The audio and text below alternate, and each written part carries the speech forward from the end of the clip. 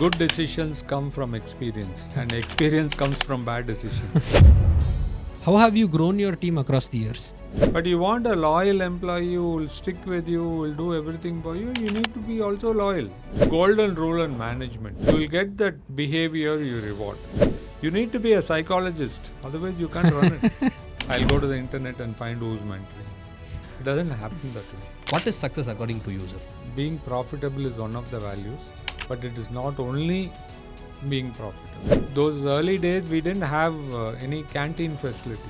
There was no concept of somebody coming and investing in your company. Children are today, the younger generation are more brighter. The education system is changing so that they are asking questions, they are demanding answers. Unless you let your younger generation manage when you are in good condition, your business will suffer. Fear of losing control, fear that you will become redundant. Or if you look at it as a challenge, you will find an opportunity. If you look at it as a problem, you will find an excuse. Do you network with your vendors frequently to transfer your mindset to them? See, you got to understand, vendor also is a human being. First is, you got to understand why that mistake happened. You need the vendor as much as he needs you. While on the way, you were telling us 5 hard truths that we need to accept. Axioms. Okay. Welcome to the first episode of our podcast. I'm Cibi. This is my co-host Vignesh. A quick intro about us and the show. We are founders of 2 companies. The first company is TME Engineering, where we aggregate and contract manufacture components and industrial parts.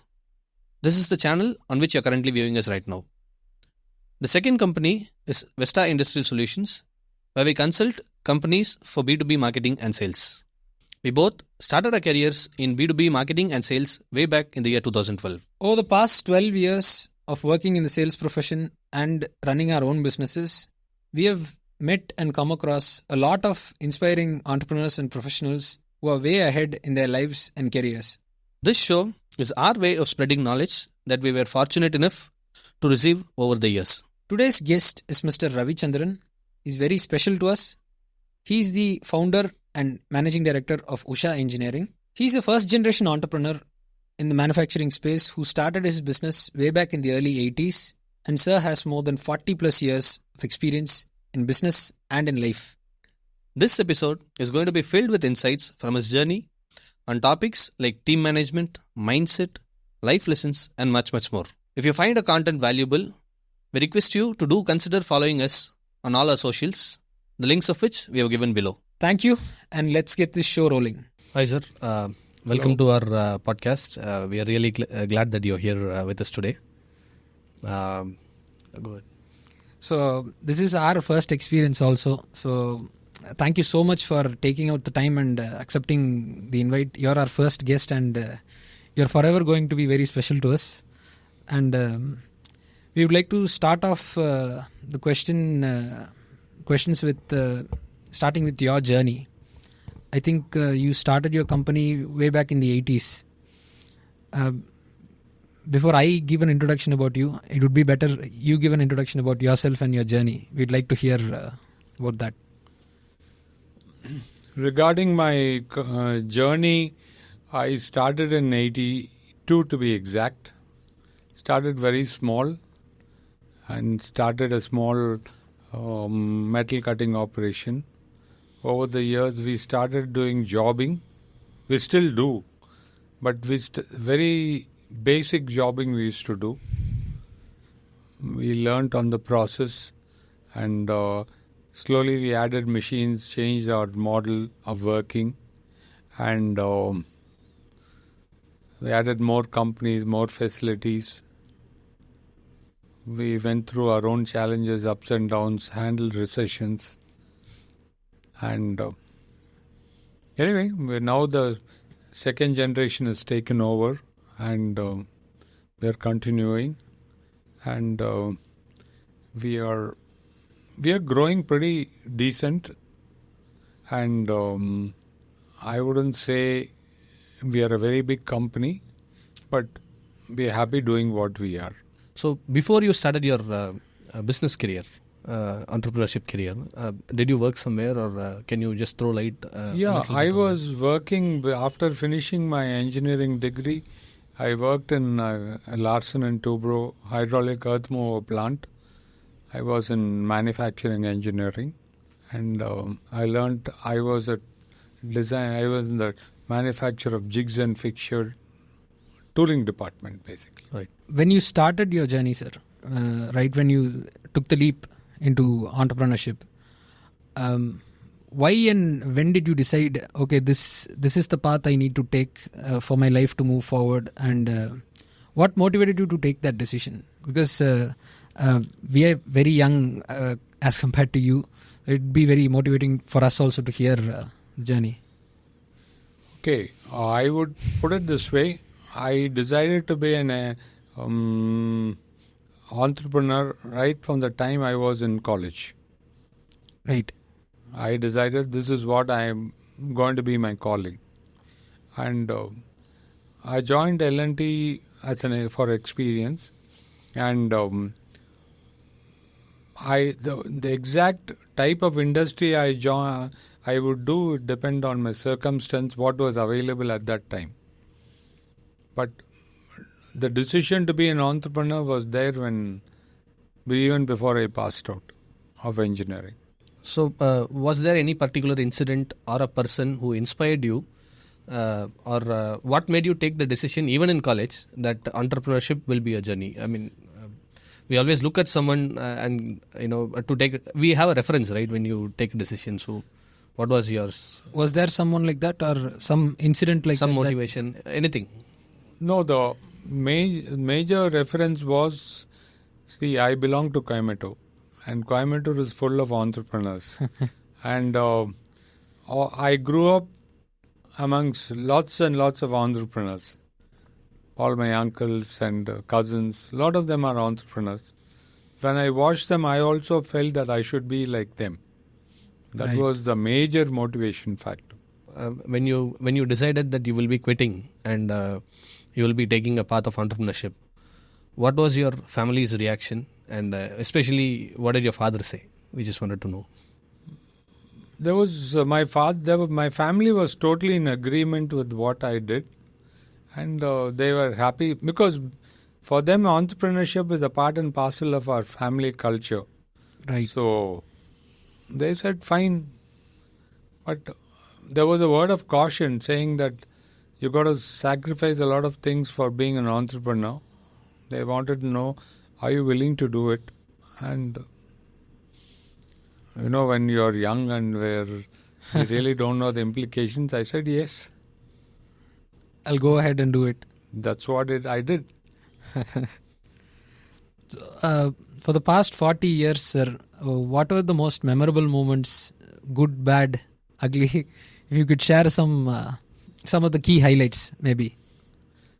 Whatever you could remember. Memorable moments are when the companies whom I worked with cited me as an example for other people who are joining the business. They said, if you want to do jobbing for us, or if you want to supply parts for us, we would like you to be like copy Usha Engineering model. That was a very satisfying thing. And when my son joined my business, the people in the company to whom we supply, they said, we would expect you to match up to your father, or even better than your father's standards. That was very satisfying. Difficult moments, yes, plenty, but we remember them, we remember with respect, we remember that we are grateful that we have learned from those mistakes. We are still learning. These mistakes are not going to end, but we are going to be not making the same mistakes again, and make sure that the impact of the mistakes what we do now are less. Right. So when you let us say when you were in your college days, or when you were working for L&T, or when you started your business, did you get a chance to meet renowned industrialists or renowned key business people who were doing really well at that point of time, And is there something that you learned from them which you would like to share with us, sir? Yeah, I met a lot of people whom I've been very fortunate to meet with very, they were living legends of industry The in industry at the Coimbatore time. at that point of time. They're still legends today. One legend I can really think of is Sri G.K. Devarajulu. Then the other legend whom I met is Sri L.G. Varadaraj. And other people whom I have met, whom I really learned from is Sri V.N. Ravichandran of Premier Mills. Those people were titans in those days, and even meeting them was a God-sent opportunity. I really learned a lot from watching them. If you could share some lessons that helped you early on in your journey from looking up and learning from such people. Plenty of lessons I've learned. So many of them are there. I'll cite a few of them. Yes. With Sri G.K. Devarajulu, I was so impressed by the way in which he takes decisions. So the manner in which he will analyze the facts and decide is amazing. With Sri L.G. Varadaraj, he was a visionary to fish with new ideas. How he will analyze a new project, how he'll think about implementing it is just amazing. V.N. Ramchandranji I really fell in love with his business ethics.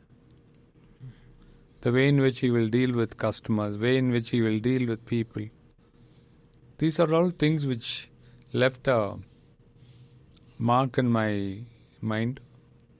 And for this, I'm very grateful for my father who took me to all these people. And I'm grateful my father spent that time with me to take me and teach me, explain to me what is the significance of meeting them. And I'm grateful to him. So, just as you spoke about the business ethics, I just remembered a small discussion that I once had with one of my seniors in my previous company. So he told me business success is not equal to personal success. You can be a successful businessman and still there is a possibility that you can feel empty within yourselves. So my question to you is, coming back to this phrase, what is success according to you, sir? Is business success you consider as your success, or you have a different version of success for yourself? See, I would say I would be successful if my whatever values I have are attained in business. Okay. My success would be, if I am running my business as per my values, I would say my business is a success. Of course, being profitable is one of the values, but it is not only being profitable. Business, and if you have to be happy, your values in life on personal level and values in business have to match. If you don't match, then you're going to feel empty. You told me your business, you founded your company in the year 1982. So, what were the challenges that you faced when you opened your business at that point of time? It can be with reference to the government policies. It can be with reference to your fund. Today we have lots of companies who are ready to fund for startups, but I don't think you had so many people who were ready to invest in those days, if I'm not wrong. Or maybe the visibility was not as good as it is today. So it can be anything, sir. The challenges that you faced when we started. During the early days. During the days when we started, first of all, there was no concept of somebody coming and investing in your company. It didn't exist. You have to find the money on your own. Okay. And it is a traditional way of doing business. And there was intense competition. Being a first generation businessman, there was nobody to teach you how to start your business. There was nobody to teach you how to run a business. There were plenty of people who told us, you should not run the business like this. Told us you're wrong. I know it's easy to point mistakes, but after everything is done, but not somebody to handhold us, very few. We had to learn it on our own, figure it out on our own. And competition was not very fair. As any competition is, they will take away your business once something is after some time. So every step was a challenge. It's not easy. It was not easy. Even now it's not very easy. Those days it was even the same. It was not very easy to run a business, and we had to struggle all the way. That's what happens. And there was a constant changing of requirements, constant changing of... Suddenly the jobs we used to get will suddenly stop, or it will be diverted to somebody. All those challenges were there. We had the same manpower issues. Normally people will get trained in our small companies and join a big company because of job security. Those things happen. I think that problem still persists, no sir? That problem is going to be there permanently. I mean, if you are, when looking at their viewpoint, everyone likes to be having a secure job. They want to have more salary. They want to look good. And in fact, there are a lot of people who would only give their daughters in marriage for a guy who's working in a permanent job in a big company. So it happens. I'm just reminded of a small phrase in my family. They said when in my personal life, when my family was looking for a bride for me, one of the girl's father used to said this: the groom should either be working in a car company or a computer company. That's the phrase that came up. So I think it's fair to expect from an employee side that they should have a year-on-year growth. I think it's completely fair, and calling that a problem as entrepreneurs, I don't think. I think it's fair. I think we'll have to accept that, if I'm not wrong, right? Yeah, we definitely have to accept it, and I don't see anything wrong in it. Yes. We finally, as you grow the company, you will finally get a set of dreamers like you who believe in you will join you, and they are not going to get minds are not going to get deviated because of somebody's opinion on them. So that will happen, but until that happens, then you have these challenges. So apart from the salary, how do you motivate your employees, or what are the takeaways that your employees get out of your company, even if it can be out of their own interest? Of course, they should have their own interest, but let us say an employee is interested to grow.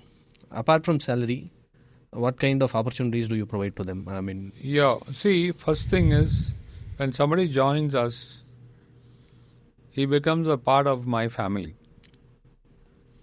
For example, suppose his child has an admission problem in a school. We will ensure that she or he gets admitted. One.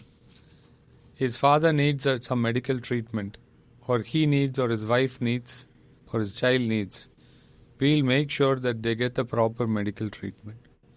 And if there is a problem in getting money for paying for the medical bill, we will ensure that the medical bill is paid. One. And other things what we would do is, if there is somebody is interested in studying, we'll encourage and pay for doing a part-time BE, or he wants to take an additional course in. For example, there are a couple of boys who wanted to do machine programming. People who came from the conventional line, they wanted to learn machine programming. So we enrolled them at our cost and trained them. Somebody wanted a CMM training. We provided the training. So, we don't say we'll do this or we'll do that. Will you do this for your family member is what I'll ask. If we can do it, we'll do it for her. The reason I asked you this question is because when you, during COVID, when you organized a vaccination camp for your team and their family members, you also called me as a vendor and you also invited my family members. I still remember 4 of my family members getting vaccinated at your premises when there was a shortage of vaccines in public hospitals. Not say shortage, that was the time when it was slowly pumping in. At that point, that was a great support or a great gesture from your side. So why did you choose vendors also as a vaccination drive? What motivated you to think that way? See, this sharing of what you have, I think is in our Indian philosophy. We always share. Suppose you have food, somebody comes to your house, don't you share your food? Yes, that's our culture. Now, what motivated us is, vendors are every day we see vendors. They are a part of our family. When you have an issue, we talk to the vendors and they supply. It's not that only we pay for it and we get the material. In fact, we even requested a few of our customers, people to come and share the vaccine. See, that vaccine was available with us. Now we had 2 options. One is to return the vaccine or give it to somebody. Okay. We already paid for it, so why not? I mean, it gives us a lot of satisfaction of giving something to somebody. So we made use of that. We are selfish in that point. So, coming to building a company from scratch, sir, things have changed drastically over the past 40 years in terms of technology advancement and whatnot. But what I do believe, the fundamentals have never changed. Whichever business it may be, how does a system, an MSME, specifically an MSME, build, or any business for that sort, build predictable systems for running a business? It could change when the company is at an early stage, a mid stage, or to some extent a mature company like yours. What are the systems that you would focus on if you would go back and restart it again? I'm asking this question for 3 levels of people, let's say. A guy who's beginning, or people in the middle, or even mature companies that you could share your experience in building some systems. And what are the most important systems as per? First thing is, business is constantly changing. Yes. And it is not totally predictable. There are a lot of, every day business environment is going to change. So, first thing is, we should have a mechanism which will adapt to change. 1. Now, what we usually look at in a company's thing is, we divide the changes into 2 things. One is, what are the factors which doesn't change in the long run? We would like to concentrate on that and establish. Because what are the conditions which doesn't change? What are the markets which doesn't change? What are the features or the things with the customer which doesn't change? Something will change, but a lot of things won't change. Yes. For example, a customer's expectation to supply on time. Customer's expectation Yes. that you have to give it with quality. Customer's expectation you'll reduce the cost. They don't change. Every day you need to. Now, the effort what we need to put into these activities is continuous. We need to look into it. It never stops. Never stop. And the more you look into it, the more loyal the customer will be to you. He will never send you out of business. The trick is to make sure you are become more and more valuable to your customer as the days go by. When he has a chance, when he has an option, should I send out this guy or the other guy, I have two suppliers of this, whom should I send out? The guy who is more reliable, who will supply on time, who supplies on quality, who will take care of your issues, will be given first preference. So you should aim for that. We do that, and this battle of constantly changing these customers is, we have internally, our boys are every day told, first rule is customer is always right. Whatever the customer tells, whatever the customer expects, we must be there. We don't argue with our customer. Even if the customer is not right, we'll figure out how to. He is saying something which is not right because of something. Now it's important to handle that. We got to figure out and do it. I know it's asking a little too much, but well, if you want to survive in this business, you have to do it. Right, sir. So, we do that. This answer brings me to the next question. So you have been in the business for 40 years, approximately, if I'm not wrong. Of course, in the 40 years, you would have had the pressure from the customers to reduce the cost. On the other hand, we always have our costs going up, be it in terms of rent, electricity, wages, everything is going up. How do you balance this? There is a pressure, you are pushed from the top, at the same time you are lifted from the bottom. How do you balance this? See, the major way in which you can do it is, we got to figure it out. Now, first thing is, mentally you should decide it can be done.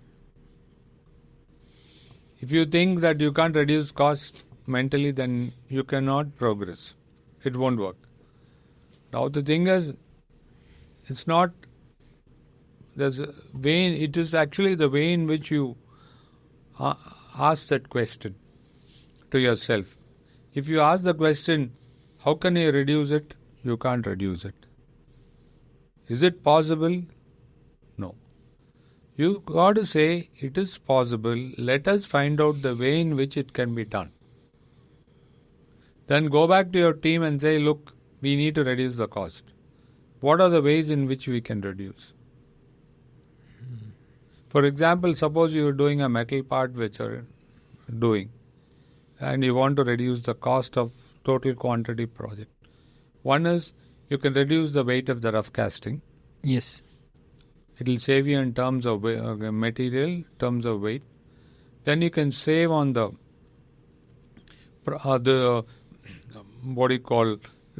type of processing. Instead of doing grinding, you can do, we can finish it with turning.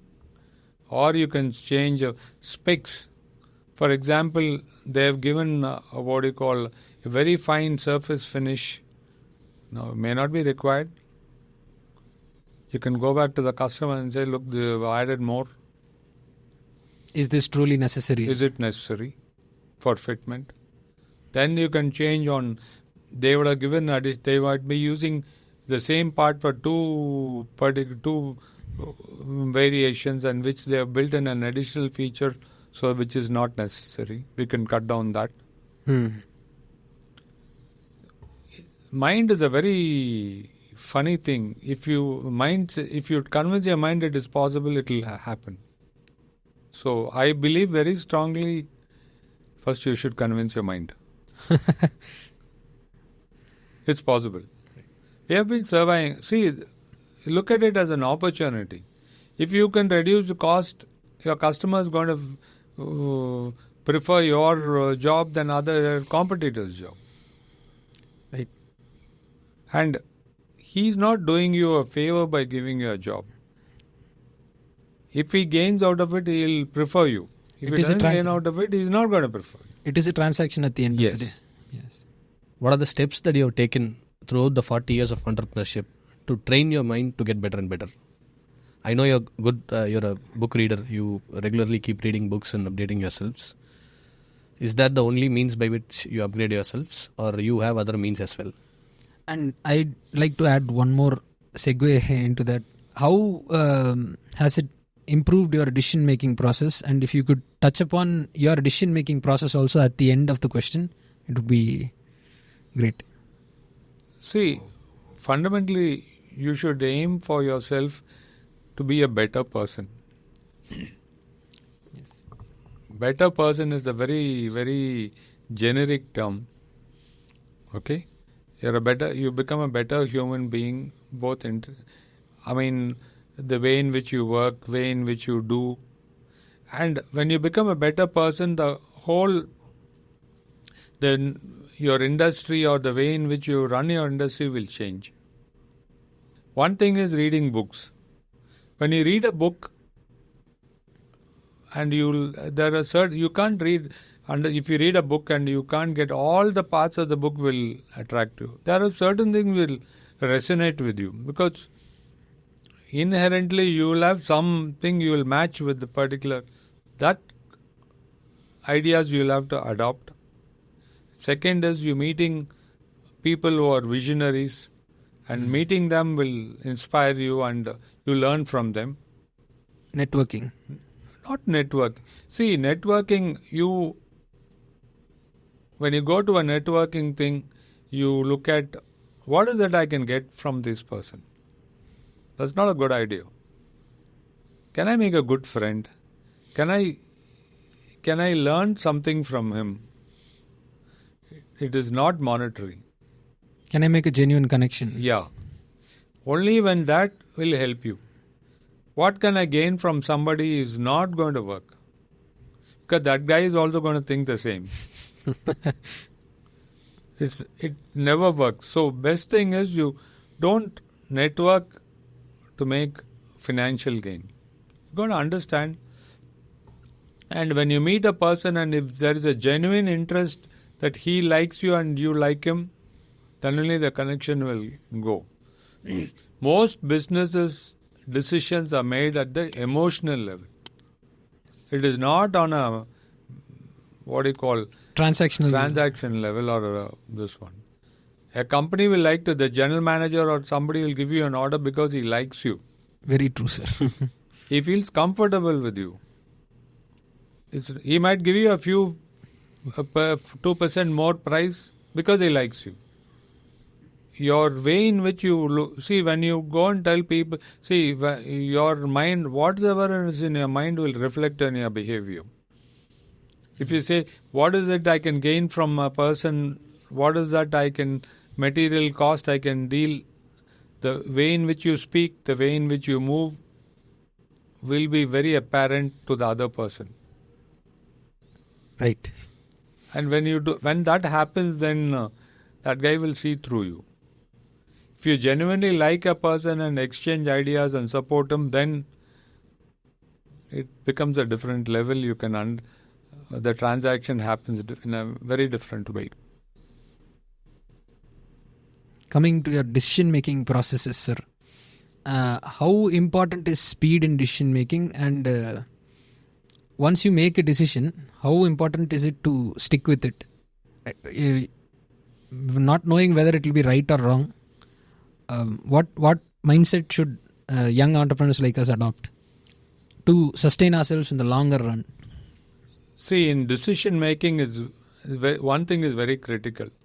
First thing in a decision making is whether it is reversible or not reversible. If a decision is reversible, delay the decision to the maximum level possible. Okay. I'm sorry. I think it's the other way around. If the decision making is reversible, you immediately decide. And if it is non-reversible, reverse it to keep it pending to the maximum extent possible. Take your time. Yeah. But once you take a decision, stick to it. I always believed in it.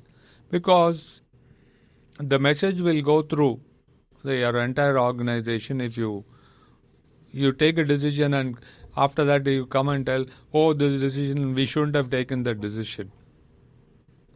It sends a wrong signal to the entire team. No, we have taken a decision, we'll live with it, we'll live with the consequences, but next time we'll be careful. That should be your attitude. Right. I would say be more decisive in your decision making. Okay. Speed is important, but being decisive and sticking to your thing, walking the talk is more important. To improve being decisive, I think you have to make a lot of mistakes to gain experience of being decisive, if I can put it that way. There's something which you'll learn. See, good decisions come from experience. Yes. And experience comes from bad decisions. Yes. That is what I was getting to. So, well, this process is a continuous process. It's not that everybody knows everything or all of us know everything. Tomorrow I have to decide something. I may not have experience on it. I may make a bad decision. What is important is you have to answer that question. Have I decided, taking into consideration all the facts which were available at that point of making that decision? If you didn't know something when you're making a decision, then it doesn't matter. Don't worry about it. No use beating ourselves up, right? It's a very wrong thing. It will destroy your confidence in yourself. Yes. Today, the technology has closed the world actually. I mean, I can say that it has brought the world together. It has made it small. There is a lot of buzz in the internet going around having a mentor to run a business. So my question is, in your 40 years of journey, have you had any mentors? And is it really necessary to have a mentor in the life, in the business journey? You definitely have had a lot of mentors. I wouldn't say today what I am is because of a lot of mentors. And they've taught me and told me so many things. Mentors are very thing. You can't go searching for a mentor. They have to come on their own and attach in your life. Circumstances will bring you towards a mentor. You can't go and say, I'll go to the internet and find who's mentoring me. It doesn't happen that way. Because minds have to be same. Yes. That mentor has to understand what you're looking for. Mentor has to be empathetic to your values. All that is important. And you don't pay a mentor. It's a good point. Mentor comes, what he gains is satisfaction. What you give him is being grateful to him. He takes a personal interest and takes care of you. And it's not that one mentor will give you all solutions. Some mentor will help you with your personal manpower problem issues. Some people will give you a solution to your industry, this one. And you got to remember, whatever you get from your mentor, you have to give it to somebody who is junior to you when you become a mentor. I remember in the early 80s, I bought a drilling machine from a very famous company. That company actually, this happened to me. This company actually sold me the drilling machine. They gave me a price and said, this is the cost. Then at that time, I really couldn't afford that cost. So I wrote back to the company saying that the machine is very expensive. I cannot afford it. I would consider you giving me a discount. So nothing happened. After about 15-20 days, maybe, suddenly I was working in the factory. I'm in charge of the factory, shirt rolled up with hands full of grease working. My watchman comes and tells me, 2 people have come to see you.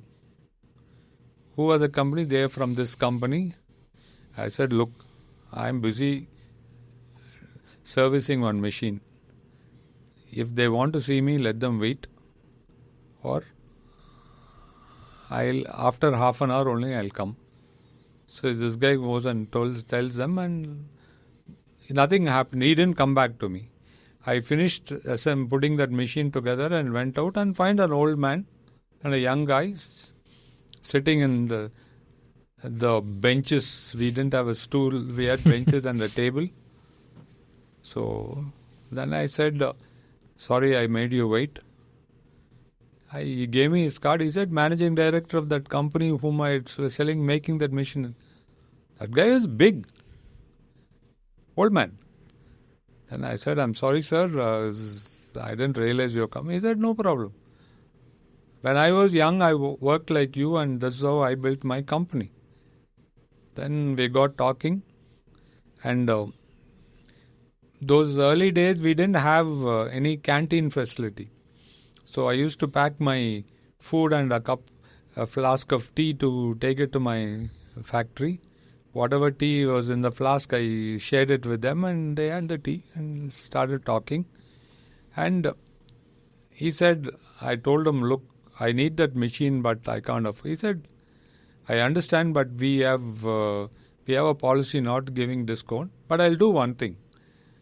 That machine needs an additional table which will be useful for you, an auxiliary table. I'll give that table free of cost to you. You don't pay me that. That will help you out. But he said there's one condition you need to do.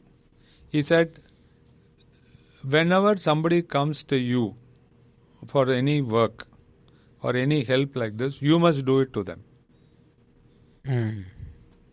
30 years back. He said that. I said yes. He said, when I started my career, my boss, my people who supported me used to give me bowls, give me ladders, give me paint. There's so many things they helped me. With the condition that you help somebody who's coming for help. That tradition continues. Yes. Even today we continue doing it. Somebody comes and asks us for something, we give them free. We don't charge them. Once you charge them, then it becomes a transaction. So that's what happens, and the tradition still is alive. I think we made you reminisce a bit, if I'm not wrong. Yes. Yeah. I think during your early days, that incident must have been very impactful for you to remember it to the T. Till today. I still have that letter, what he had written. Yes. And that family is still attached to us even now. I can see you remembering that incident, so that is why I just... Incidentally, you told the same thing to me. When I think I told you I don't know how to thank you when you offered to vaccinate my family. That time when I told you this, you said the same thing to me. Give forwards, give something to someone else. You don't have to pay me back is what you told me. Because I was trying to ask you what is the cost. I was trying to be very humble, not to not to offend you by asking what is the cost, because I know that you're not doing it for money. At the same time, I wanted to give back to you in some way. So I remember you saying us the same thing. No, but I would like to put the record straight. You did give it back to me. You gave me a lot of books, which I really enjoy reading. That's okay, sir. I mean, for which you sent us a letter. You sent me a letter. So why do you still send letters? That brings me to the next question. I will put that letter on this podcast. I just wanted to show it to people. It will not be detailed, but I just wanted to show that you had sent me a letter. But why is it necessary even today? Because today even wishes have become New Year wishes. Any festival wishes have become a WhatsApp forward. it feels like it's very transactional. But nowadays. But I remember you sending me a letter, and I still have it in a company's this thing. It is in the place where we keep our checks, all the partnership agreement. Where all the important documents are. That is where I have kept the letter, because that's the only letter that we have received so far. So why do you do that? And what makes you feel it is important to send a letter, a handwritten letter, to be precise? Yeah, see, the very fact that you kept it with your documents answers that question. Yeah, it made you special. It made you feel good, right? It comes from the effort. You believe that somebody had taken so much of effort to write it. The tradition started with my mother. when I was young and I was studying in college or hostel, my mother used to send letters every day. I mean every week. Handwritten letters. And when she went to travel to America to meet with my siblings, every time she used to send letters to my children. Right, children? Small affairs, what happened, what did she do? I mean, it's the routine stuff. Yes. But as a family, we still cherish those letters. Very true. We have kept it in very safely, and my children are reading those letters to their children now from their great grandmothers. Whenever you go to somebody's house, I always do this. My mother taught me this. Whenever somebody comes to our house or go to them, it is basic courtesy. She will take out a piece of paper, write out a letter, handwritten, and those days it used to be posted. Yes, sir. Because now post is a little complicated. But she used to make sure that letter reaches thing, and we still follow it. I mean, I still send, and many of my friends still remember those letters. It's a tradition which we have in our family, and we continue with it. It gives us a lot of joy. Right? It gives us also a lot of joy, sir. Have you practiced this culture of writing letters with your employees and your team as well? So, do you send when somebody is something happens in particularly when somebody passes away, when a condolence, I send a letter to them. One is visiting them, but when some senior person passes away, I write a letter to the family saying what that person's contribution to our factory and our thing made a difference to us. And even after 10 years, they look at that letter, they'll remember what that person meant to us. It makes a difference. I mean, it doesn't cost us any money to send a letter. I think we should. Yes, sir. It makes the family feel good, sir. Yes. I remember when my mom passed away, I never used to get along with my relatives well. But when my mom passed away, I saw a ton of people visiting my house and speaking to me. It was not for me. It was for my mother.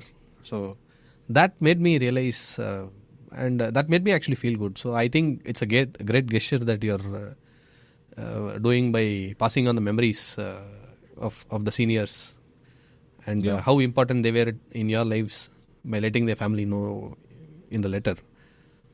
So I could see your culture oriented here. At the same time, you also told me that you are excited by the technology that is available today.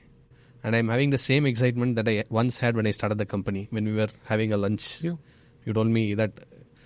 So, in an age where our parents are criticizing the technology, saying that it has spoiled us, spoiling the young generation, when parents and people of 50s and 60s are telling that, although you're cultured, you seem to be a person who is excited by the technology also.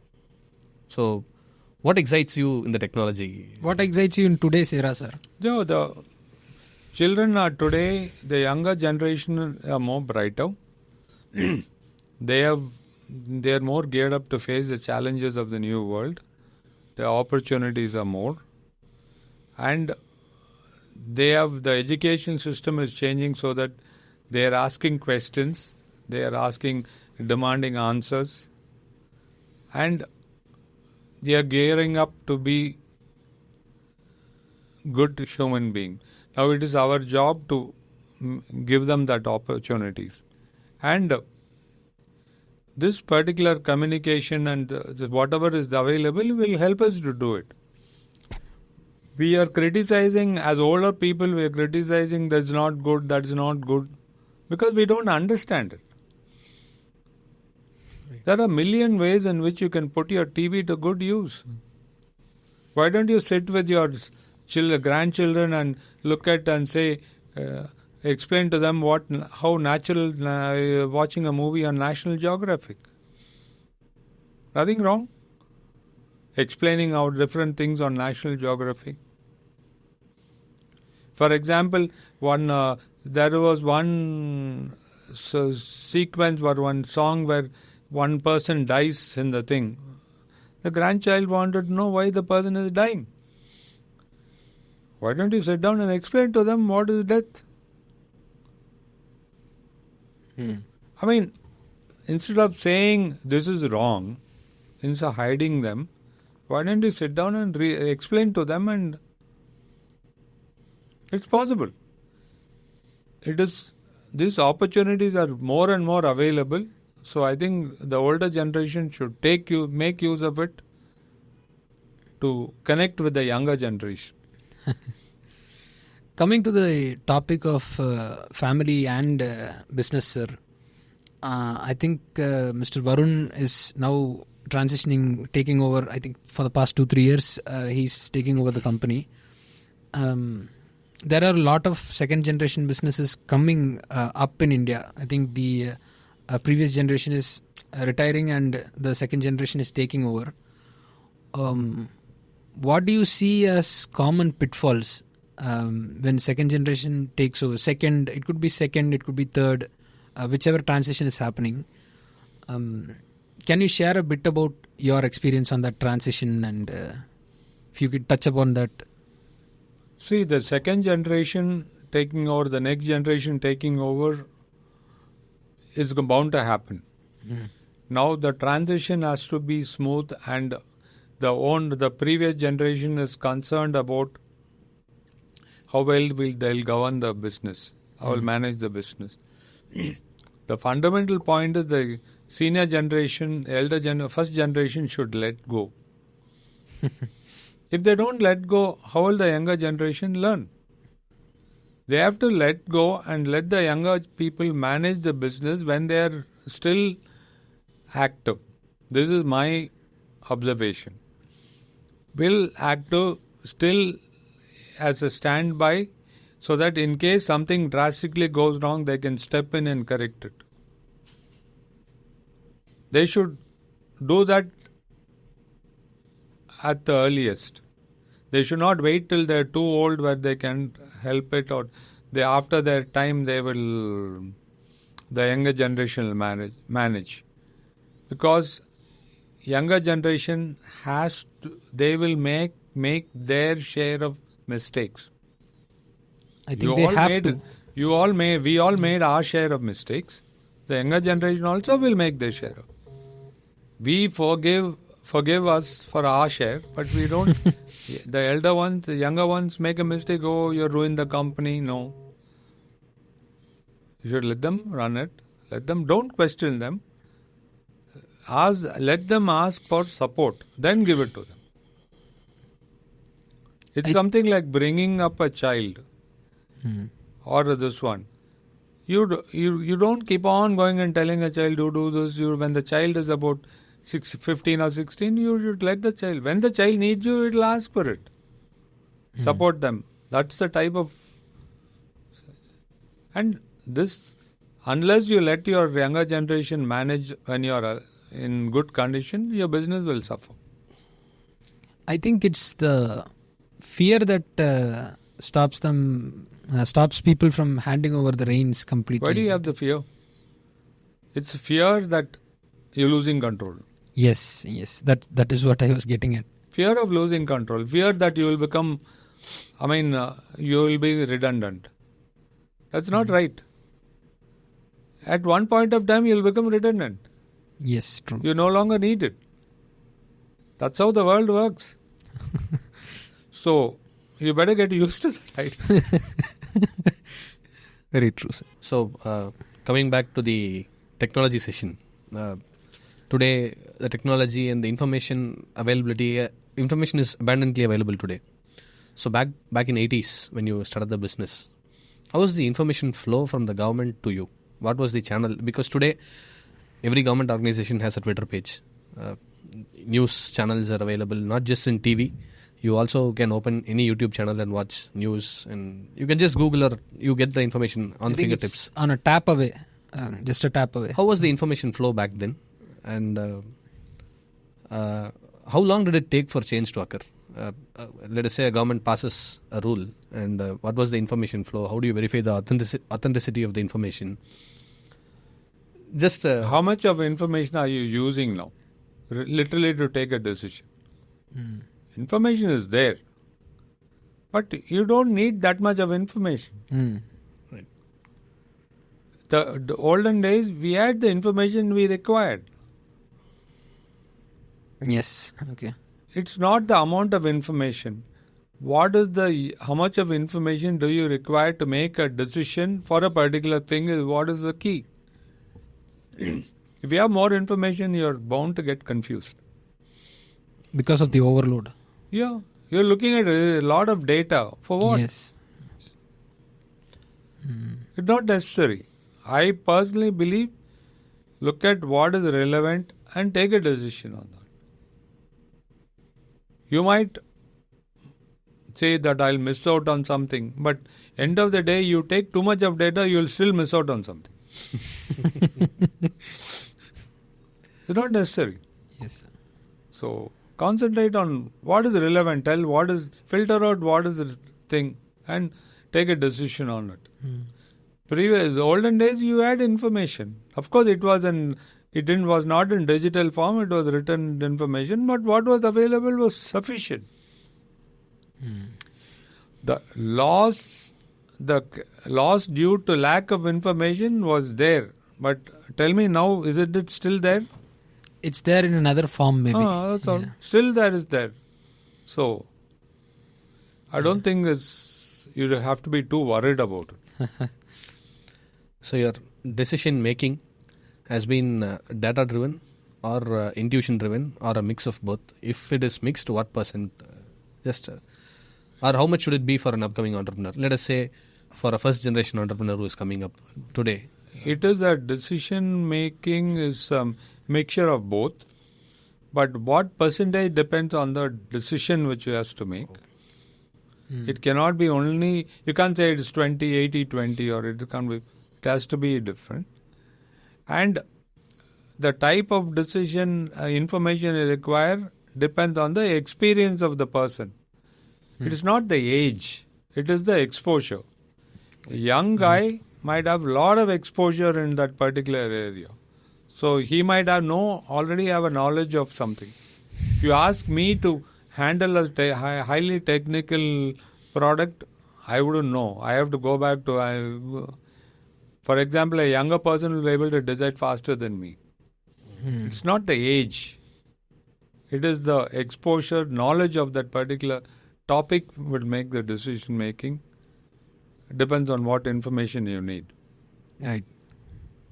Normally, a guy with more experience will take what you call a rash decision. He'll say, with my experience, this will be okay. It's not right. Right. Because he becomes overconfident. And a younger guy will think 100 times, oh, somebody will say something, this is wrong. But you don't need, there is no direct correlation. It's not one-to-one. Right. In our industry, manufacturing industry specifically, sir, there are a lot of variables that decide a business's success, a manufacturing business specifically. What, according to you, are the most important metrics when running a manufacturing business? I'm talking only in terms of our industry. Metrics? Metrics in the sense like it could be cash flow, it could be manpower management, it could be servicing your loans, all of that.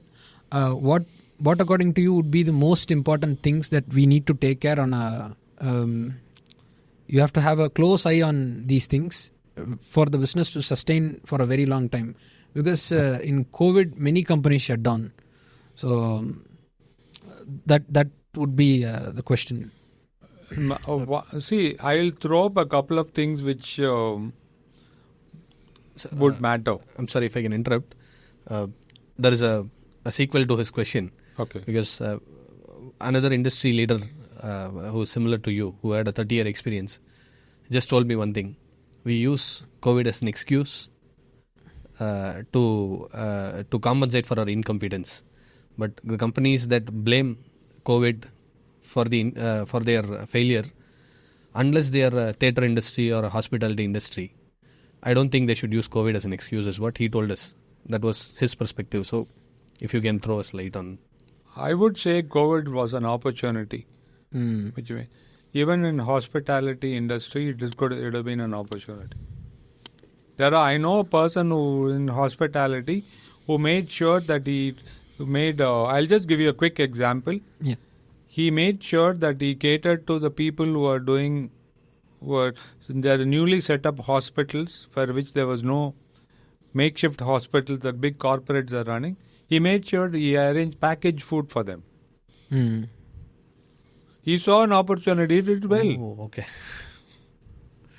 Right. He packed the food and gave it to them. He used the same facility. Because they didn't have the newly created hospitals, other people, every big company, they had a 100-bed hospital they created. The nurses and the doctors had to eat something. The patients had to eat. This guy offered to come and give it to them. I mean, if you look at it as a problem or if you look at it as a challenge, you'll find an opportunity. If you look at it as a problem, you'll find an excuse. So, this is... I'm sorry I missed your question. Yeah, that's fine, sir. That's fine. That is what I was asking was... okay, I remember. Yes. See, I'll tell you, the parameters, what you look at it, if you look at the managing company, the first thing you should look at is cash flow. Cash flow has to be monitored very tightly. Secondly, your commitments. Suppose you say, I'm going to pay you on certain time, you have to honor your commitment. Or if you can't do it, you have to go and tell them that I can't do it. The way in which you do business is very, very critical. Only people will believe you. Third thing you have to do is, with the customer, the only thing which will help you to continue with the relationship is service. You got to give exceptional service to your customer. Only then a customer is going to stay with you. And you ought to mean it. Even if you have to carry it on, put it into your vehicle and take it to the customer on time to deliver, you have to do it. That is the level at which commitment you should have. And if you do it, your team members also, your people working for you also will do it. Right. And you have to lead by example. You cannot tell your manager to say, please go and attend to it. If you land up there at 12 o'clock in the night and take care of it, that guy will go next day. That is important. Leading by example. Yes. Manufacturing industry, being an industry with a lot of moving parts, how do you transition the mindset of, we will have definitely we are much reliable on our vendors also. We are dependent on our vendors also. Around Hyundai or any OEM, let us say, around 60 to 70% of the parts, it is bought out. I think only the assembly and final parts are made at their premises. So the role of a vendor plays a very important role in delivering a quality product, us as a company. So how do you transfer your mindset of producing quality goods to your vendors? How do you do that? Because just bluntly rejecting the products that are not meeting the quality standards is, I don't think it is the only approach to it. Do you have any knowledge transfer, or do you network with your vendors frequently to transfer your mindset to them? See, you got to understand, vendor also is a human being. Now, you suppose he makes a mistake. First is, you got to understand why that mistake happened, how to support him on it. Recently, there was a case where a vendor made a mistake and the whole part got rejected. We went through it, analyzed it. That guy made a mistake. So, it cost a lot of money. So, we came up with a plan, called the vendor, said, this is mistake. If I deduct all the things from you at one shot, you can't run the company. So, we worked out a plan in which we deducted an installment.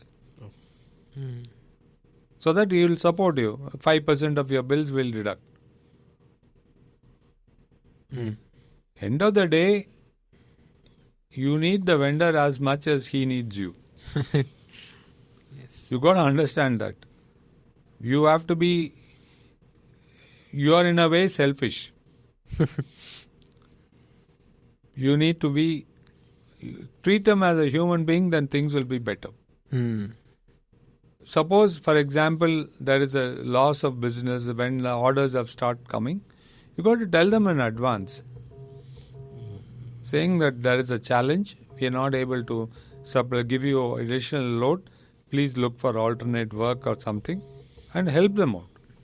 So that they're also... Yeah. Yes. And they might suddenly have a cash flow requirement. Then we have to give them some extra money and help them out. I mean, put yourself in their shoes and See. you got to walk in their shoes for some time to understand their requirement.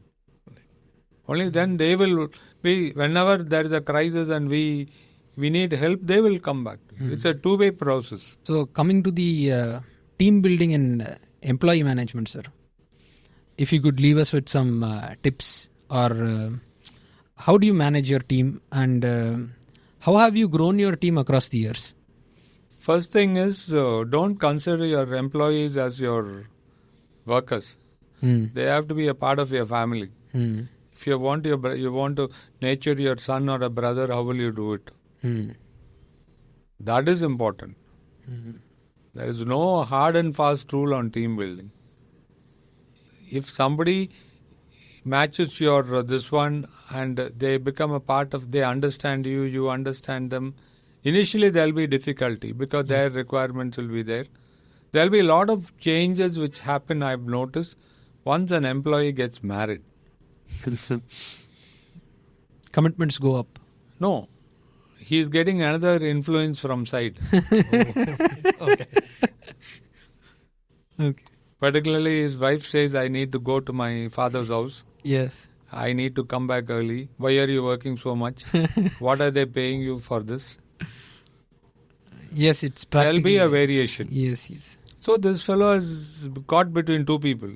Caught between his employee whom he was loyal for so many years and his new wife who's told him. And every day he goes home, then they'll see your mother-in-law says so much, this mother says so much. Challenges will be there. Now, once you transcend that, then next will be when they have small children. Children will fall sick. They have to go to the hospital. They have to give vaccination. They have to give this one. Then wife is working, so you look after the child. No, I got an ISO meet. I can't see. I have to go to my work. You have to. Every day I've been taking care of the child. You have to take care of the child today. All that will come. Now you have to be understanding. Sometimes reasonable, you have got to give him the chance. He'll be grateful to you. Yes, true. Very true. But you got to understand, it is not, he will also help you, you will also have to help. So mutually... Yeah. So, the dynamics will constantly keep changing. It is not static. And their needs as a younger employee's needs will be different. Yeah. Yes. The older employee will come and tell you, I need admission for my child. Or doctor, college illa seithunu. Yes. Anakku admission vaangi kodunga. Illa capitation fees I need to pay. Help me out. I don't know you have anybody other than you. They'll come up with very odd requests. But the point is, you got to understand, that's how the Indian society works. Yes. But you want a loyal employee who will stick with you, who will do everything for you, you need to be also loyal. Try it out, it works. Yes. Coimbatore by and large is still not hire and fire. True. But all over the world, I'm talking about, if you treat your employees like the part of your family, they will also behave like part. There's a golden rule in management. You will get that behavior you reward. If you reward good loyalty, you will get loyalty. If you reward a paper pusher, you will get paper pushers. I think that's the problem with many corporate companies. They only reward people who will give records, who will give presentations.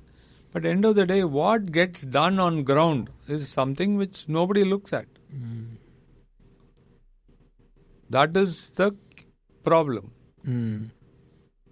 So, I would strongly recommend treat people like human beings, be understanding. For that means that don't give in to everything. There are some people who will demand the moon. You got to decide what is reasonable, what is not reasonable. And what is more important is how do you put it across to them? Right. You can say that I won't give you this advance. In a way different. Your body language, your way in which you speak makes a big difference. You understand? Yes. And also, you got to understand what is the emotional state in which your employee is. You got to understand that and deal with it accordingly. You need to be a psychologist, otherwise you can't run it. I think in your 40 years you must have seen all sorts of all shapes and sizes. Yeah. Right, sir. No. Every day I'm still seeing, I'm still learning. Yes. But what I'm saying is, you got to learn to be that. Some people naturally, for example, you go to a doctor. There are some doctors who are just MBBS, medicine, but you have a roaring practice. Some people who are specialists who don't hardly get a few patients. It's because they don't know the knack of dealing with people. Yes. Medicine Very is true. 80% dealing with people. Only 20% is technical. I think not only medicine, no sir. I'm just giving you an example. Yeah. Not only medicine. Yeah. So, you need to know how to deal with people. While on the way, you were telling us 5 hard truths that we need to accept, axioms. Okay. If you can tell this to a lot of people who are viewing, it will be of great help to them. Yeah, there are 5 hard truths in life which I think all of us have to accept.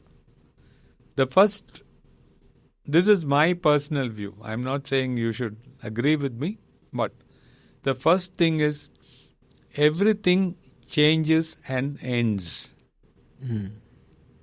Good times, bad times, difficult times, opportunities, failures, breakups, everything changes and ends.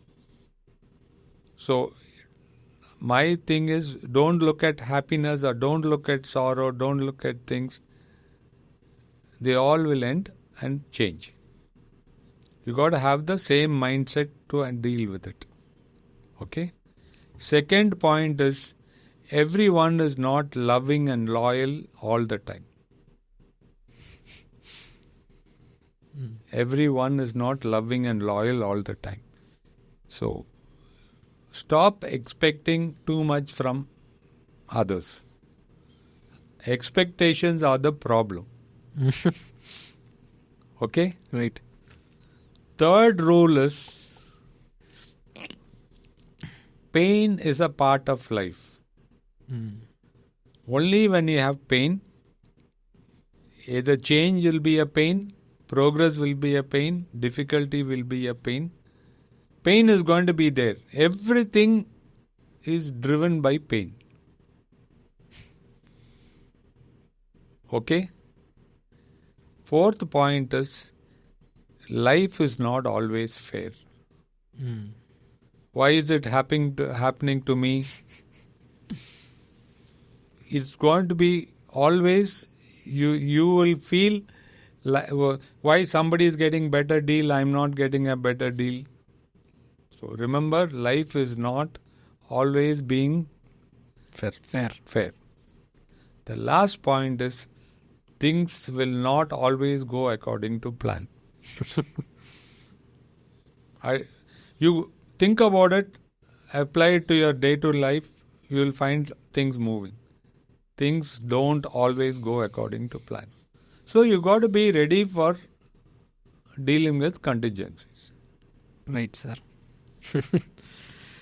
So, if you could leave us with one book recommendation or any books. I know you're an avid reader, and a few books that could have a positive impact on. See, the book what I recommend should be the book what you would need. The need of a person depends on the book. You understand? Right, sir. So, when you look at a book, suppose you read, I have 100 books I can give you. Then you will pick up 5 books which are relevant. You will pick up 5 books which are relevant. Because each one has got their own strengths and weaknesses. Now, that strength, you don't need a book for that. Only you need a book for your strength, weakness. So, book what is relevant to you and book relevant to him is different.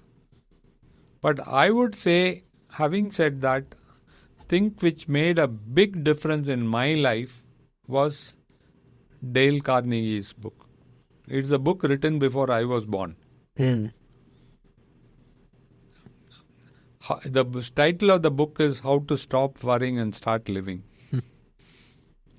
Read it. See whether he has written another book. He's written a lot of books.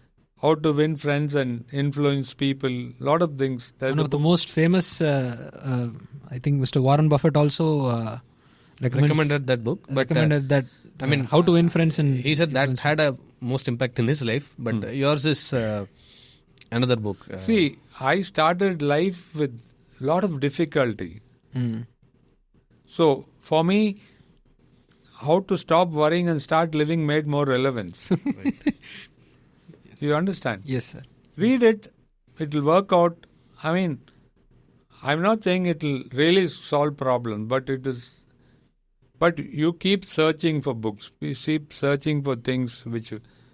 It's always better to stand on the shoulders of giants to see further off.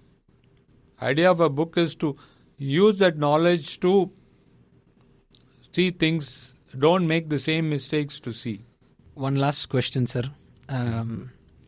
If you want to change or go back to your younger self and give a few pieces of advice, it could be applicable to a 30-year-old self, a 50-year-old self, or maybe a 60-year-old self.